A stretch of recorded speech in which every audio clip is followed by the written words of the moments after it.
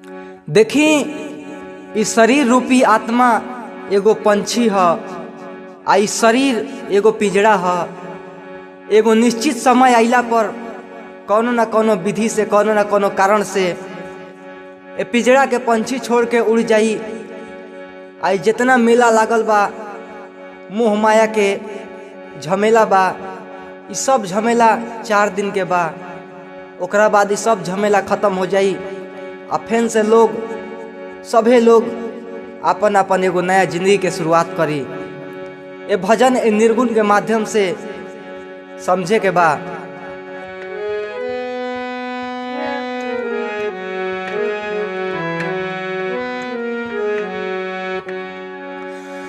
उड़ जाई पंछी छोड़ी के पिंजड़ावा अकेला हो। उड़ जाई पंछी छोड़ी के पिंजड़ावा अकेला।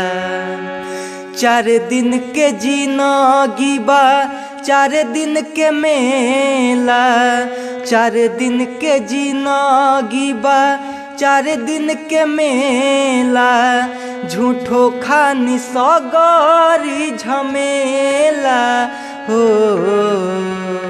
उड़ जाई पंछी छोड़ी के पिंजड़ावा अकेला हो। उड़ जाई पंछी छोड़ी के पिंजड़ावा अकेला।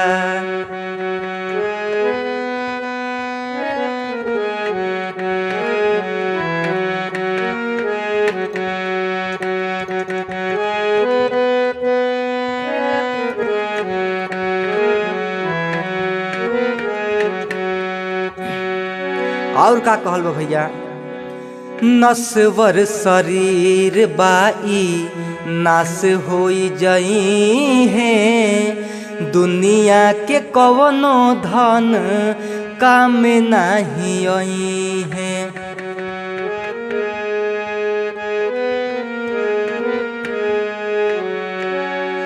नस्वर शरीर बाई नाश होई जई है। दुनिया के कवनो धन काम नहीं आई है।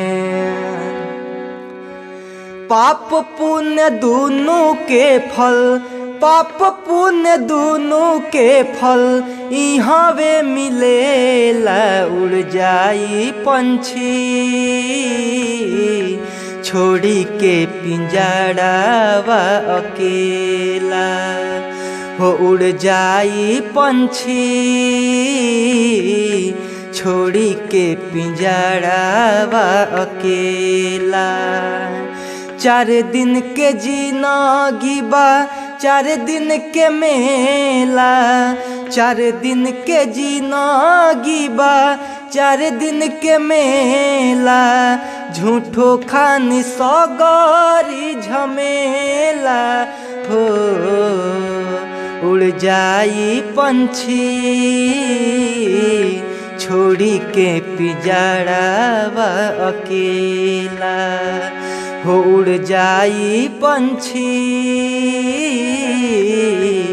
छोड़ी के पिंजड़ावा अकेला।